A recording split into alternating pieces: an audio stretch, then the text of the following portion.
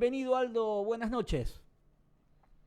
Muy buenas noches, un gusto de estar hablando con ustedes y con la audiencia ¿Desde dónde nos estás hablando, Aldo, hoy? ¿Estás en tu de casa? Neuquén. Oh, Sí, sí, sí. espectacular. Aldo, si yo te tengo que preguntar, ¿desde dónde uno debe comenzar a hablar para hablar de lo ocurrido el 24 de marzo de 1976? ¿Cuál es el puntapié inicial para empezar a abordar esa fecha? Bueno, eh, la historia es una continuidad, no hay salto y es una continuidad y hay un encadenamiento de acontecimientos, por lo tanto es difícil poner un punto y decir a partir de acá. Pero por creo que podríamos fijar una fecha que es el 11 de marzo del 73, cuando después de 18 años de proscripción del peronismo, se permite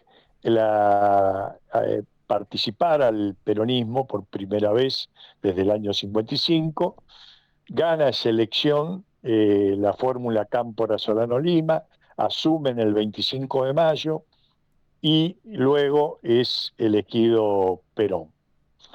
Eh, ya cuando los militares entregan el gobierno el 25 de mayo, ya había dudas, digamos, había sectores militares que se oponían a entregar el gobierno al poder civil. ¿Al poder Y civil o al creo que el peronismo? punto, bueno, en este caso se conjugaban las dos cosas, ¿no? El Claro, poder civil en este momento era el peronismo. bien. Este, y, pero creo que es el momento en que se empieza a planificar el golpe es el 1 de julio del 74 con el fallecimiento del general Perón. Y ahí es como que ya, digamos, eh, las, las, las usinas, tanto nacionales como internacionales, empiezan a activar el golpe. Hay algo que es importante encuadrar, que es el contexto internacional y regional.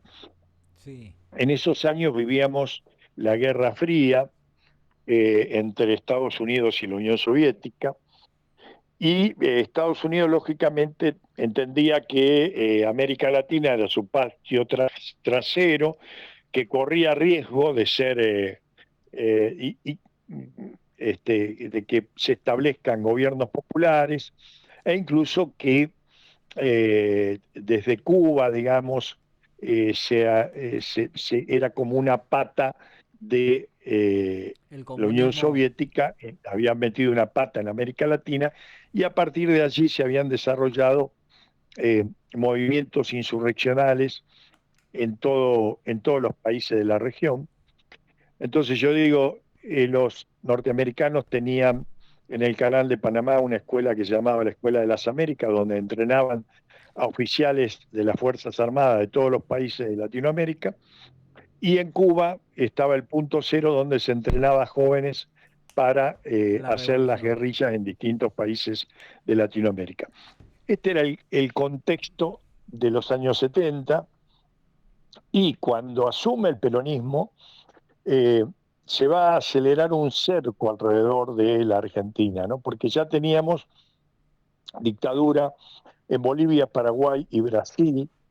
En julio del 73 se va a dar el golpe en Uruguay, y en septiembre del 73 se va a dar el golpe a Salvador Allende en Chile. Por lo tanto, digamos que Argentina queda rodeado de países En ya, dictadura.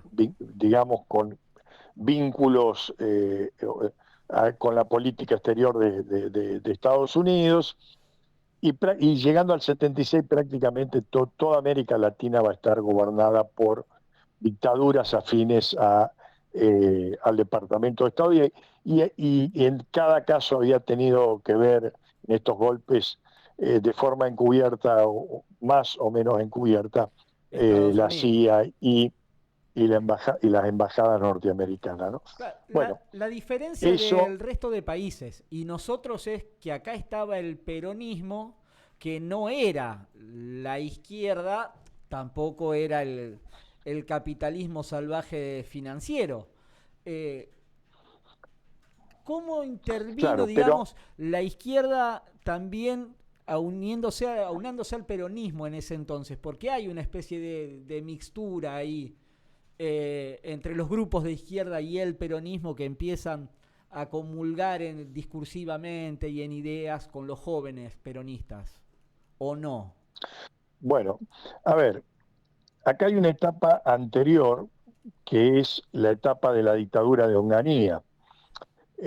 Onganía el golpe de 1966 y Onganía dice, bueno, no tenemos plazo, nos vamos a quedar el tiempo que sea necesario con dos objetivos. Una, esperar que Perón se muera en el exilio, entonces muerto el perro se terminó la rabia, ¿no? Como se decía. Y segundo, evitar que se desarrollen las guerrillas en Argentina. Bueno, Onganía consigue esos dos objetivos al revés, ¿no? Porque se van a desarrollar las guerrillas y finalmente va su dictadura, digamos que va a dar paso después con Leviton y finalmente con la NUCE, va a llegar, va a permitir que El retorno. Perón retorne a la Argentina. Ahora bien, en ese periodo que era la lucha contra la dictadura militar, no había distingos entre lo que eran los jóvenes del peronismo con los jóvenes de otros partidos, de la izquierda e incluso, qué sé yo, algunos partidos como jóvenes como el del radicalismo también, o de partidos más de centro que también participaban, no de la lucha violenta, pero sí de digamos, de esta lucha, de las luchas más masivas contra la dictadura. Entonces, en ese momento, Claro. o sea, previo al 25 de mayo o al 11 de marzo, medio que estábamos todos juntos en la lucha contra la dictadura. Ahora, ¿qué sucede? Que cuando ya llegamos al 25 de mayo, bueno, una de las organizaciones armadas más importantes que había acá era el ERP, El el ejército. Ejército Revolucionario del Pueblo, de origen trotskista. Ellos dicen, bueno, nosotros no vamos a dejar la lucha armada por más que haya democracia, por más que gane el peronismo, haya democracia, nosotros vamos a seguir con la lucha armada porque el objetivo nuestro es hacer la revolución socialista, la toma del poder a través de las armas, Bueno, entonces, primer elemento que empieza a enturbiar ya el proceso democrático, porque lo primero que hace el gobierno de Cámpora, por ejemplo, es liberar a todos los presos, entre los que estaban en las cárceles, los presos políticos, y que había muchos presos de la guerrilla. Esos presos del ERP que libera este gobierno, lo que hacen es a las 24 horas pasar a la clandestinidad para seguir combatiendo ahora al gobierno constitucional que le había dado la libertad. Y así, digamos, empieza, es decir, el clima de violencia que debía haber cesado el Con el, 25 de mayo se sigue manteniendo, ¿no? La violencia declarada, la violencia desde la izquierda.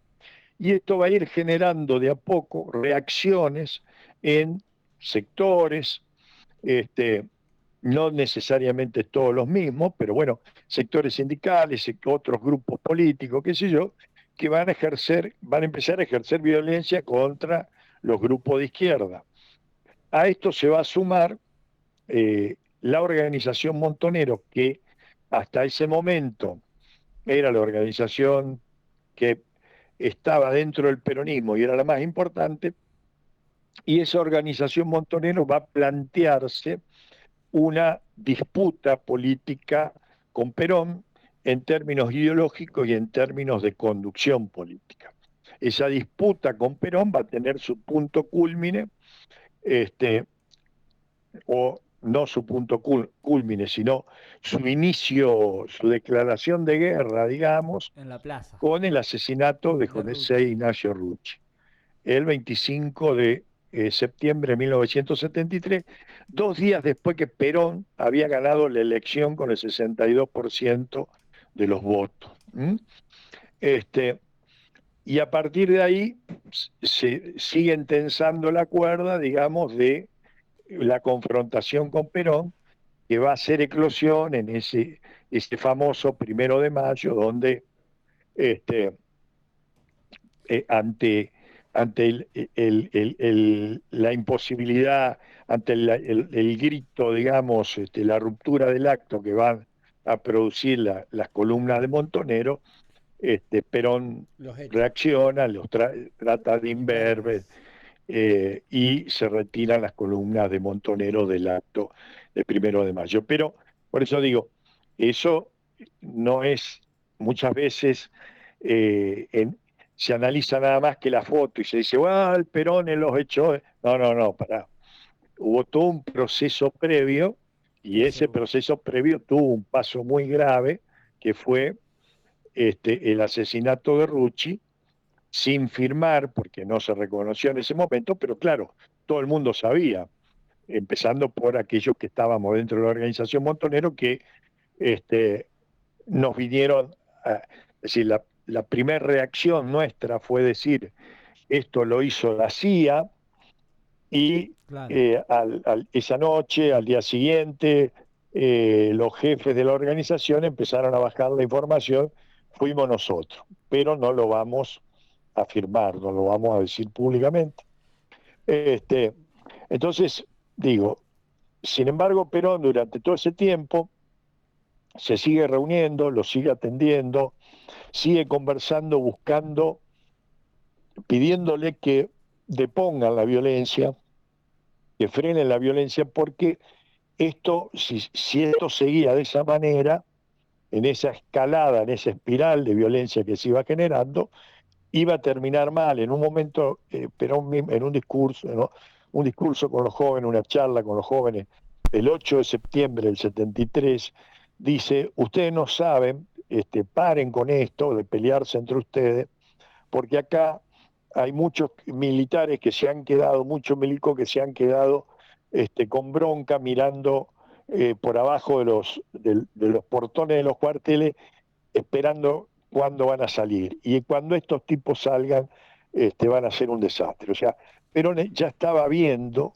la posibilidad de lo que iba a suceder si no se podía eh, ordenar el proceso, si no se podía parar esa espiral de violencia que se había generado, este, porque bueno, Perón la veía venir como la había visto venir un tiempo antes, cuando cae Salvador Allende en Chile, en un proceso bastante similar, digamos, a lo que fue el golpe nuestro.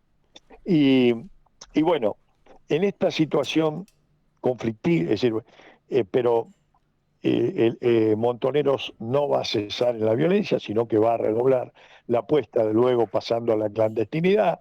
El ERP en enero del 74 hace un asalto, intenta atacar el regimiento de Azul, matando un alto oficial, a la mujer, varios soldados. Es un hecho tremendo. Y, y todo eso va contribuyendo a crear ese clima de violencia. A ese clima de violencia luego se va a sumar la actitud de los sectores empresarios, que empiezan a boicotear lo que era el pacto social. ¿Mm? Entonces, ya Perón, yo digo siempre, a Perón se le estaba haciendo difícil conducir esta situación, y fallece el 1 de julio. Entonces, en medio de este lío, que era un país ya casi difícil de dominar para el propio general Perón, queda, queda a cargo de la presidencia eh, Isabel. Isabel. Isabel, que eh, se había, digamos, había vivido 20 años al lado del general, pero fuera del país, en En Madrid, España, claro. este, y que no tenía, digamos, todos los elementos como para poder conducir una situación, conducir un país y más en una situación de caos en la cual ya estaba entrando la Argentina, ¿no? Entonces, yo digo siempre, bueno, nace como un gobierno débil, lo de Isabel nace como un gobierno débil.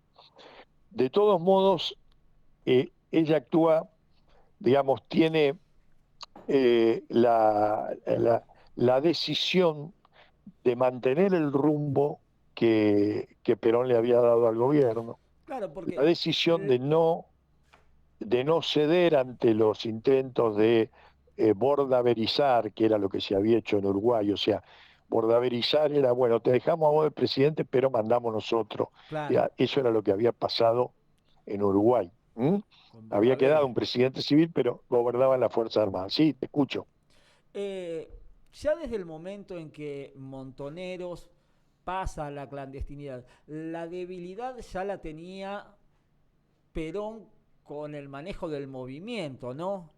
Eh, pero, ¿qué es lo que a esos jóvenes, a ustedes, porque vos me decías que eras un joven de ahí, los lleva a creer que la clandestinidad era la solución al problema del enfrentamiento que había entre los ciudadanos argentinos?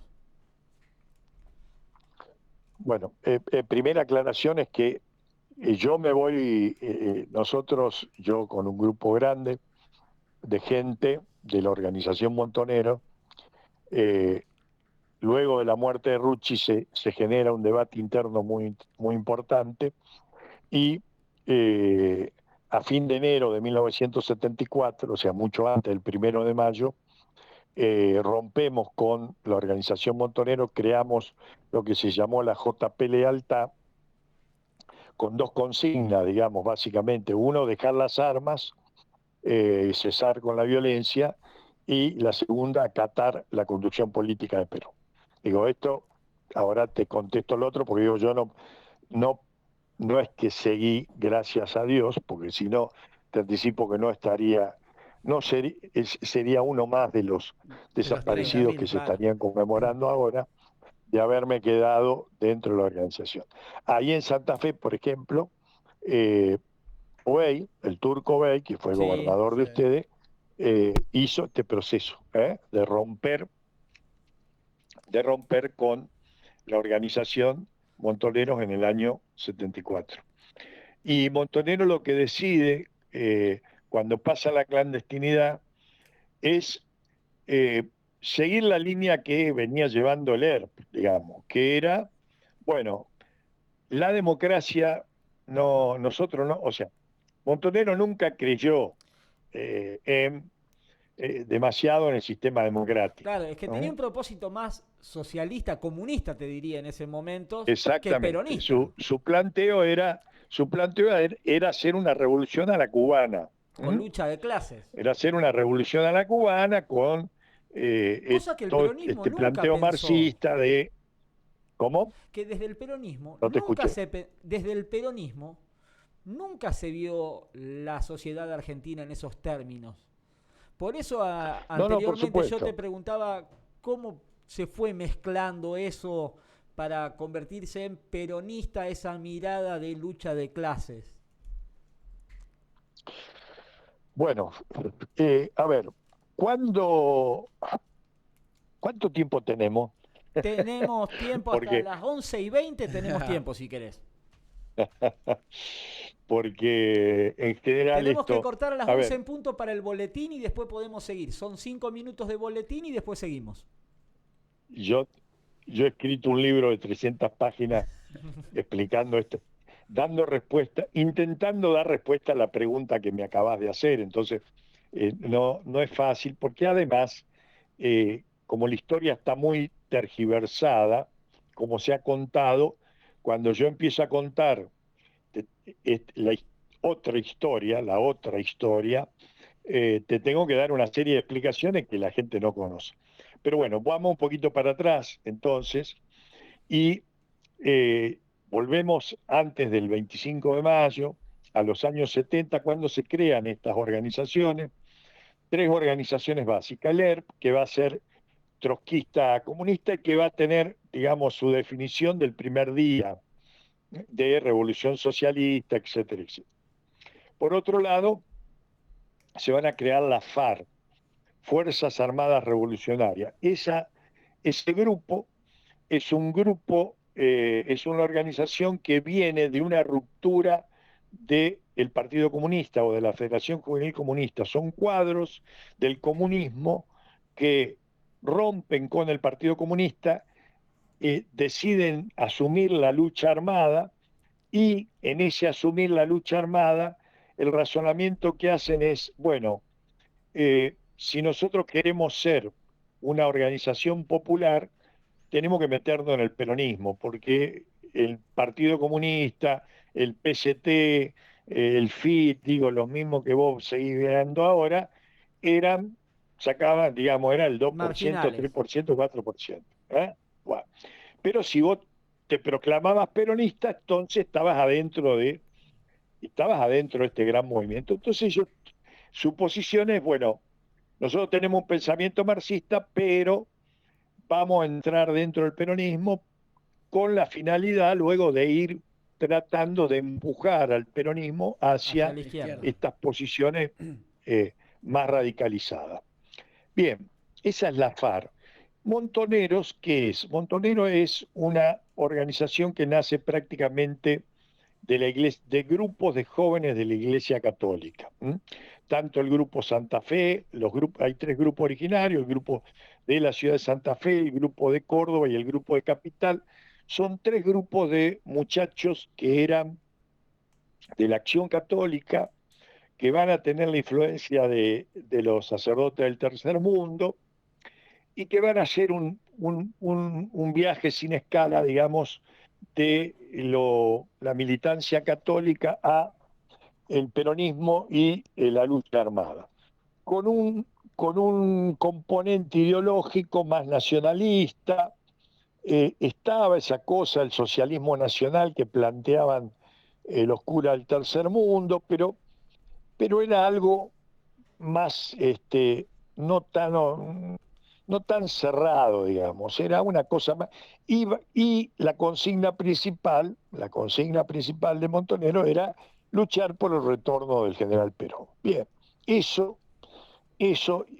permite el crecimiento de la organización Montonero, la inclusión de mucha gente detrás de esa propuesta. Cuando llegamos al 73, se van a fusionar estas dos organizaciones, la FARC con los Montoneros, que van a ser, digamos, por ejemplo, van a ser juntos, el asesinato de Rucci lo van a hacer entre las dos organizaciones. Entonces, cuando se juntan estas dos organizaciones, la FARC, que venía con un pensamiento marxista, leninista, mucho más, digamos, claro, así metódico.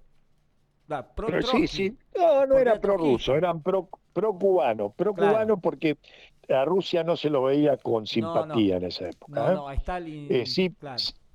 Sí pro-cubano, pero marxista-leninista, o sea, el marxismo-leninismo, que digo, básicamente es lucha de clases y un partido revolucionario que es la vanguardia de los trabajadores, que es el que lleva adelante la lucha de clases. Bueno, esto voy a agarrar cualquiera de los partidos de izquierda que anden dando vuelta hoy, te van a explicar lo mismo. Siempre está, digamos, porque es el concepto del marxismo-leninismo, con alguna variante para un lado para el otro, pero más o menos son todo igual. Bueno, cuando se da la fusión entre las dos organizaciones, a nivel de las conducciones, ese pensamiento marxista-leninista se convierte en el pensamiento oficial. Ganan digamos que hay una discusión donde se impone ese pensamiento. pero Firmenich y compañía compran esa idea. No es que Claro. se la imponen, sino que, bueno, en el debate, en la charla, digamos, terminan convencidos de esta idea y entonces bajan una línea de organización, que esto ya es eh, a posteriori del asesinato de Rucci. Hay un documento que se llama el Mamotreto, que es la línea política de la organización. Y allí dicen dos cosas importantes. Una que dice, nosotros, el peronismo es la alianza de clase, la conciliación de clase. Y eso, nosotros no estamos de acuerdo con eso. Nosotros estamos por la lucha de clase y la construcción del socialismo. Por lo tanto, tenemos una contradicción ideológica con Perón, dice, claramente. Dice, nosotros no somos lo mismo. Perón piensa una cosa, nosotros pensamos otra. Es decir, somos marxistas. ¿Mm? Claro que esto que te estoy diciendo era siempre en doble discurso, porque esto era para dentro de la organización. Ah, para afuera todos peronistas.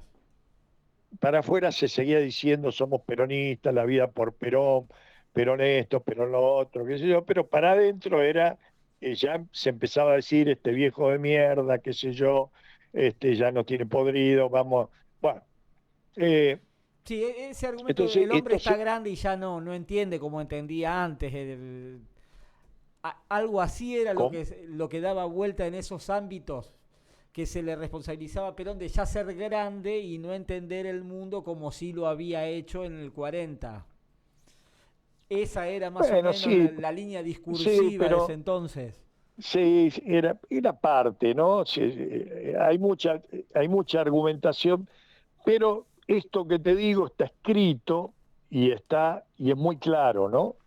Firmenich dice, hay una charla que está desgrabada, eh, donde dice, bueno, en realidad nosotros nunca habíamos leído a Perón, no sabíamos cuál era la ideología de Perón. Dice, hay un librito por ahí que se llama La Comunidad Organizada, que ninguno de nosotros leyó, que esa es la ideología de Perón. Claro, entonces cagamos, si no habíamos leído La Comunidad Organizada, no ¿Cómo podía habíamos ser leído peronista? Conducción Política, no habíamos leído nada de Perón, este, salvo algunos discursos, cosas así.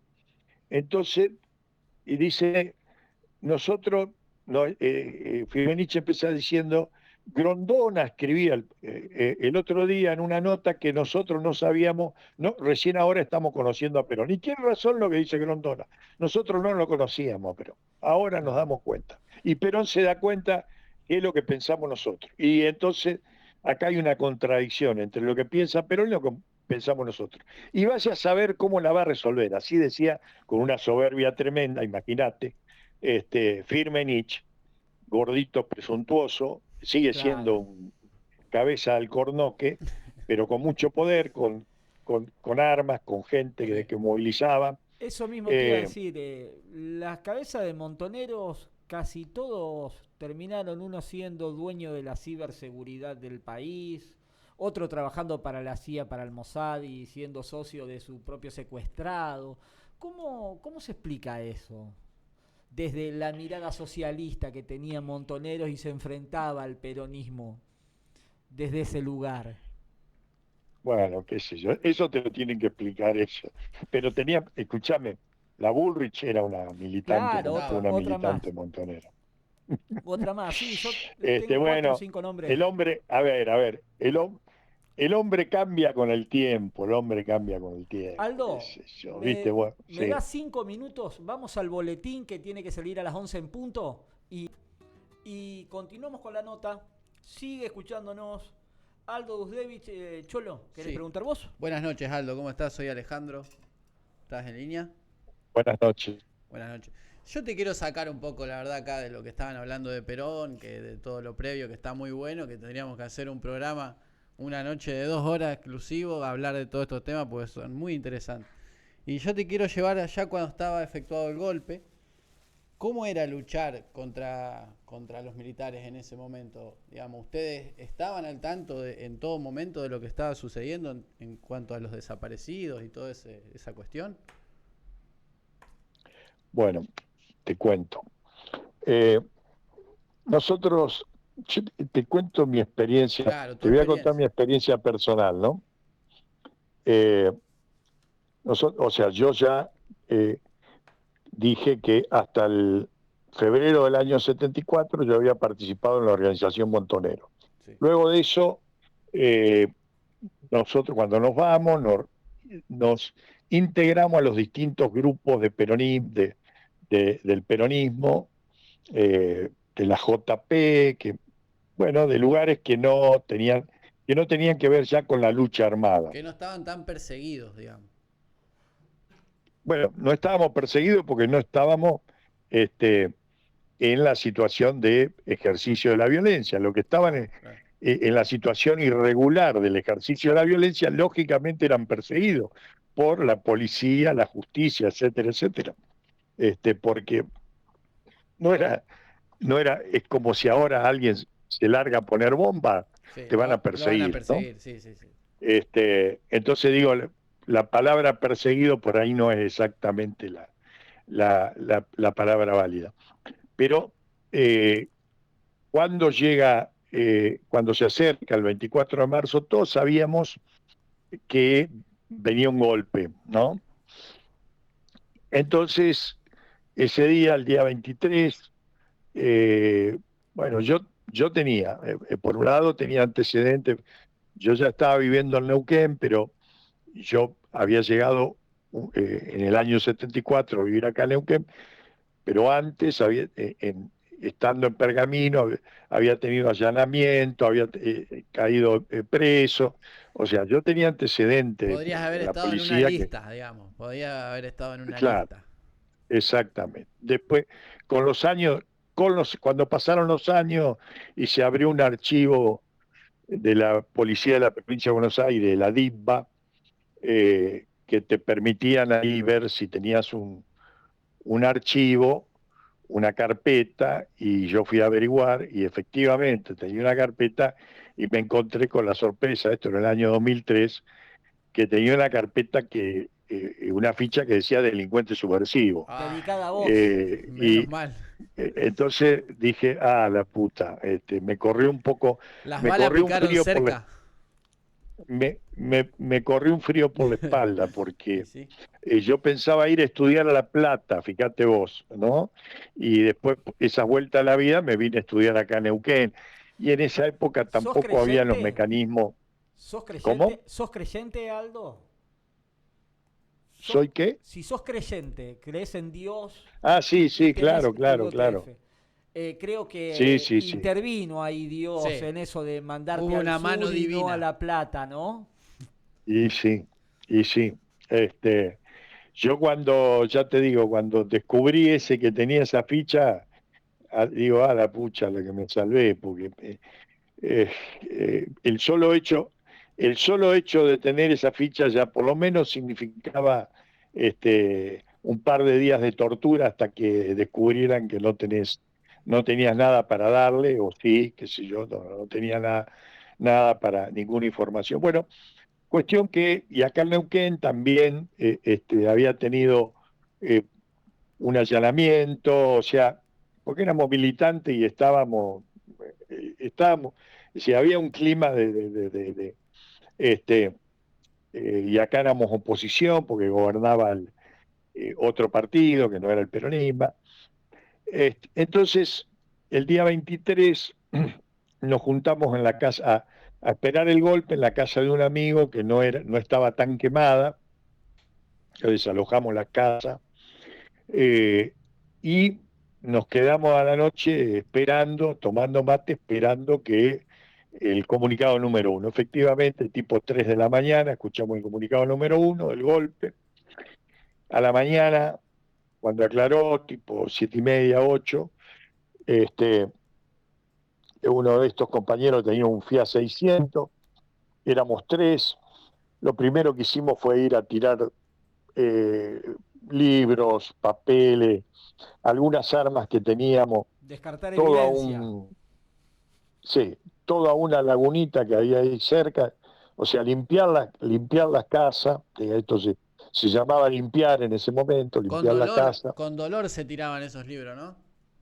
Sí, sí, pero con dolor y con, viste, y era, Con cagazo. a ver, con Con cagazo, sí, cagazo. no, viste, con cagazo, viste.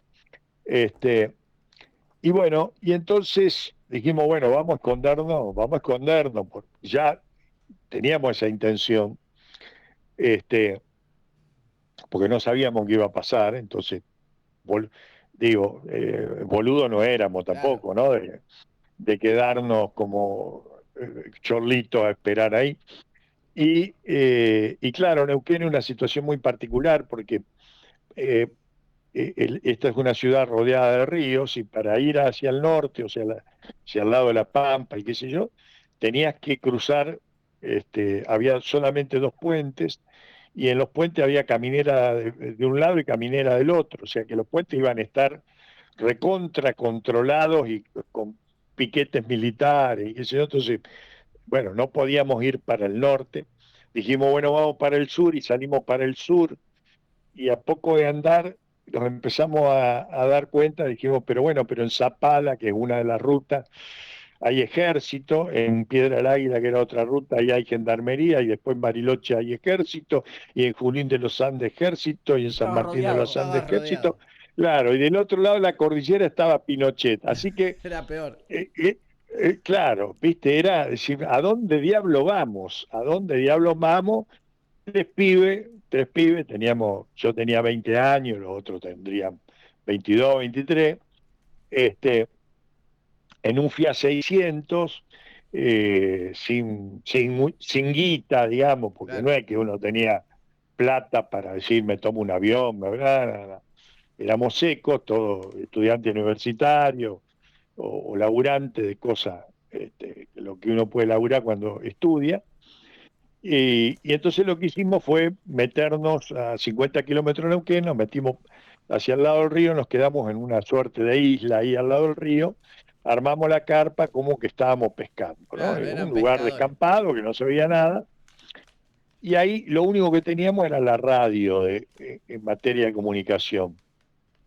Entonces, lo que empezamos a escuchar por la radio, nosotros esperábamos porque teníamos presente el golpe de Pinochet. Y en el golpe Claro. de Pinochet, ¿cómo había sido el golpe chileno? Y bueno, era fusilamientos, toque de queda, ¿Llevaban la gente a eh, un estadio? ¿Puede ser? Ahí en... el Estadio Nacional, Ajá. claro, el Estadio Nacional lleno de Sí. presos, y todo eso salía públicamente, ¿no? Ah, Todo eso se escuchaba, salía en los diarios. Ahora, nosotros escuchábamos por la radio acá y acá no aparecía nada de esto. ¿Mm? Entonces claro. escuchábamos que, por ejemplo, en la noche, acá hay dos cines, había dos cines en esa época, daban la cartelera del cine, del nocturno, y si había cine no había toque de queda, por el toque de queda es que no te podemos ver de tu casa a Claro. partir de las 8 de la noche. Había un partido de fútbol que jugaba Argentina en Alemania, por ahí, se jugó el partido de fútbol, se transmitió. Bueno, ya el tercer, cuarto, y escuchábamos la radio y la radio seguía como Normal. ustedes, con su Claro. programación habitual, ¿viste? No, Sí, sí. nada. Ni noticias de detenciones, ni de Parecía democracia. fusilamiento, nada. Era, era una normalidad completa. Entonces, como a los 4 o 5 días ya no empezamos a sentir, además ya no teníamos más Claro. comida, porque tampoco habíamos llevado mucha cosa, No qué sé yo, cazaron estábamos, nada. no pescamos nada, porque acá no hay nada para pescar, Claro. las truchas son muy difíciles.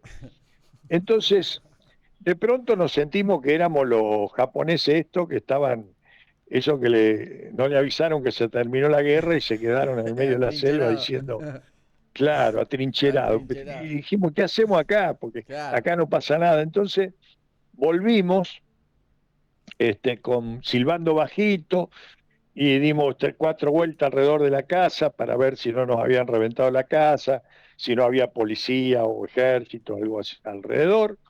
Bueno, no había pasado nada en las casas, volvimos y de casa al trabajo, del trabajo a casa, calladito la boca, y así fueron transcurriendo los días, en total y absoluta normalidad. ¿Qué es lo que supimos nosotros digamos, porque tampoco era cosa de ir a preguntar mucho Claro, a no, ningún no lado. había que hablar, no había que Era levantar hablar. la perdiz, hacer eso. ¿Viste? A ver, loco, hacete humo, ¿viste? Y Sí, yo, sí, sí.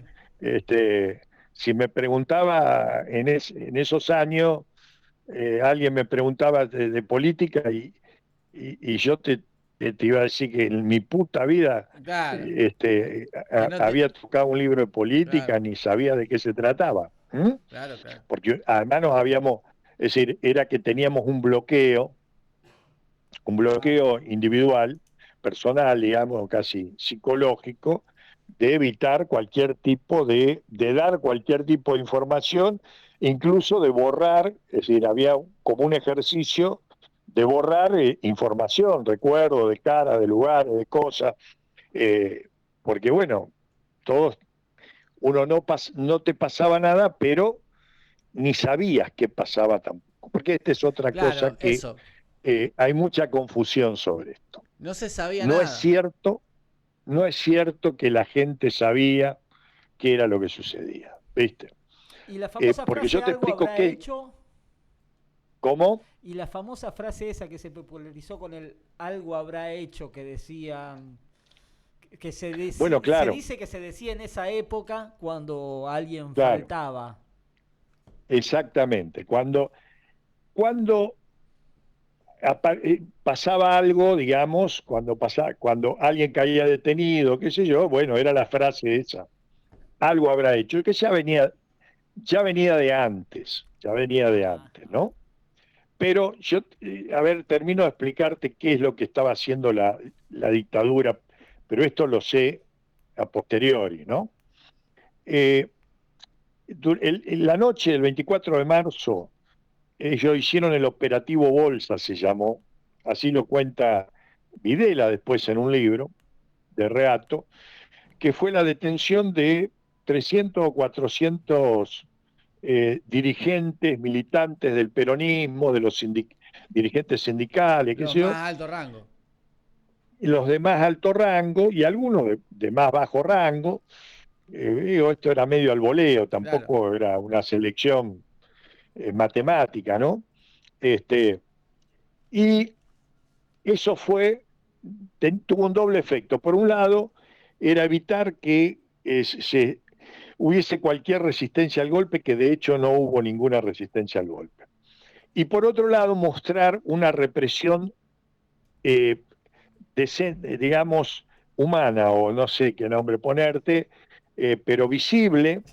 ¿Por qué? Porque era gente que estaba en la cárcel. Bueno, nosotros con los días acá nos empezamos a enterar que a fulano, a Mengano, Sultano, esa noche lo habían detenido, compañeros había algunos diputados provinciales, otros que trabajaban en el bloque, qué sé yo, que era gente amiga nuestra, que había sido detenida el 24, pero bueno, que se sabía que estaban o en la cárcel Claro. o en tal comisaría, pero no era, esa gente cayó digamos que caían por derecha, blanqueados, ah, a eran disposición del detenidos, no poder desaparecidos. O se a convirtieron después disposición en del poder ejecutivo, Ahí está. ¿no? Este, se sabía dónde estaban, aunque podías mandar un abogado, aunque el abogado no servía para nada, pero sí la familia, podía verte Claro. la familia, o por lo menos sabía. Bueno, eso fue, además, sirvió como pantalla para mostrar ante el mundo que sí había una represión. Claro, acá terminaron siendo como 4.000 más o menos los presos a disposición del Poder Ejecutivo. ¿Mm? Claro. Entonces podía mostrar, bueno, sí, acá están las listas, fulano, mengano, sultano, qué sé yo. Algunos compañeros nuestros acá que yo años después le pregunté, digo, pero ¿y vos por qué te quedaste en tu casa? Che, vos sos boludo, te Claro, entonces quedaste en no. tu casa el 24 de la Te noche. Y regalaste. sí, viste, y te regalaste, ¿viste? Otro que se le ocurrió a la semana ir a la legislatura a sacar unos papeles y lo agarraron como un chorlito y lo Claro. metieron, ¿viste? Que vos decís, che, ¿y vos cómo caíste, ¿viste? Bueno, eh, pero son todas estas cosas donde juega el azar, donde juegan un montón de cosas. Entonces, en simultáneo a esto, en total y absoluto secreto, por la noche, en la oscuridad, empezó a funcionar el mecanismo del terrorismo de Estado, que era el secuestro y la desaparición. Pero esto se hacía en absoluta clandestinidad. Yo, o sea, también tenía mucho que ver la ciudad en donde estés viviendo, ¿no? Porque, qué sé yo, en ciudades como La Plata o como Rosario, bueno, que eran ciudades universitarias, el mismo Buenos Aires, la presión, digamos, de la represión se notaba mucho más y se podía por ahí percibir, ver situaciones, pero nadie comentaba nada, nadie decía nada, ¿viste? Claro. Los diarios, no, los diarios tenían prohibido Totalmente. publicar noticias de esta naturaleza. Entonces, la parte del terrorismo, ¿y qué pasaba? Por ejemplo, yo la gente que conocía de Montoneros, porque claro, yo cuando vine acá a Neuquén a estudiar en la universidad, qué sé yo, enseguida me encontré con los que eran de la JUP, los conocía a todos. Ahora, esos muchachos ya habían pasado la clandestinidad a fin del año 74, por lo tanto yo los había dejado de ver. Hacía Claro.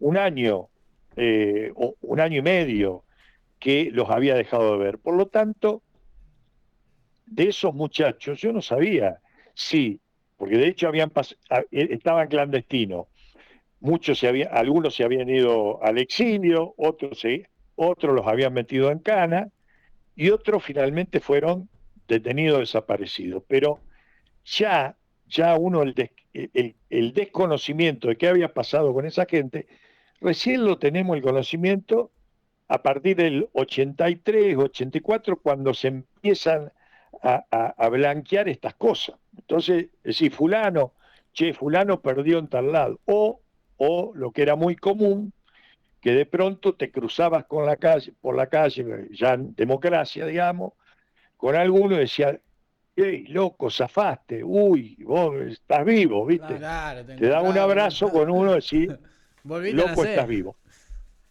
Claro, Aldo, cosa que no hacías, ojo, cosa que no hacías en los años de dictadura. Claro, lo ¿Mm? hacía cuando ya Porque en había. el año de dictadura, si yo me cruzaba por la calle con con alguien que sabía que había estado en alguna organización, yo me cruzaba de vereda. ¿Mm? claro. Claro, que no los Porque, vean Se armando evitaba. nada. porque a ese pibe lo podían estar siguiendo y Claro. Claro. de hecho, cuando uno percibe las historias, mira, yo tengo una historia que me la contó este, Jaime Drí, Jaime Drí, un sobreviviente de la ESMA, uno que se escapó de la ESMA. Ajá. Y me cuenta la segunda historia. Este era un muchacho que fue diputado provincial en el Chaco. Bueno, me cuenta la siguiente historia. Dice, a nosotros, estando prisioneros en la ESMA, nos llevaban a Aeroparque de señuelos a Claro, claro, marcar gente. claro. ¿Mm? Si vos te acercabas, te Dice, fichaban. El que lo saludaba iba a la claro, noche, lo visitaban.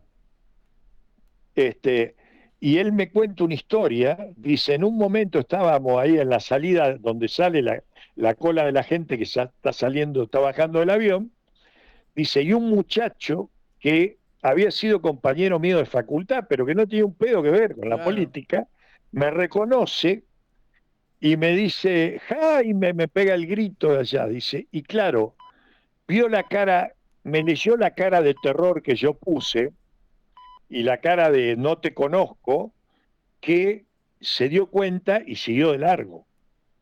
Y Claro. menos mal que la patota que Claro. estaba ahí custodiándonos a nosotros en ese momento estaba tomando un café, que yo, no estaban atentos. Porque si no, ese muchacho, que era un cualquiera, Un digamos, perejil. una persona, se iba a comer, por lo menos se iba a comer Una tortura. un par de horas de tortura hasta porque los milicos tampoco eran boludos, se daban Se daban cuenta, cuenta. a vos te picañaban te cagaban a catetazos, te picañaban un rato, se daban cuenta si eras un perejil que no tenías de un pedo que ver, ¿viste? Aldo, Ahora nos Pero quedamos sin sí, tiempo. Te tengo que agradecer, Bueno. se nos fue el tiempo. Muy Quedaron interesante. muchas cosas por charlar, entonces yo te voy a volver a molestar más temprano que tarde Sí, para sí, seguir sí, conversando de estas cosas. Fue un placer. Bueno, cómo no, cómo no. Un gusto, gente. Muy buenas Muchísimas noches. gracias, Aldo. Muy Abrazo buenas grande y que noches. termines el domingo muy Muchas bien. gracias. Esperamos tenerte pronto.